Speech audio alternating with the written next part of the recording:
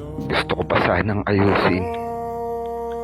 Pero ang tanong, bakit gusto mo na yatang tapusin? Pinipilit kong maging okay pa tayo. Kahit alam kong paparating na yung bago. Naalala mo ba nung hinahabol kita?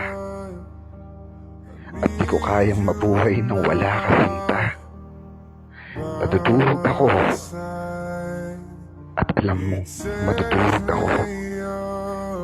Pero mas pinili mo iwanan at palikuran ako. Ngayong napagod ako at ako'y bumitaw. Wala akong malapitan man taong gusto kong bulungon at sumigaw.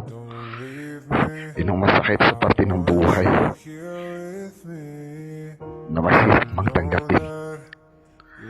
Sa puso kong lalasapin. Huwag kang mag-alala, ika'y makakalimutan ko rin.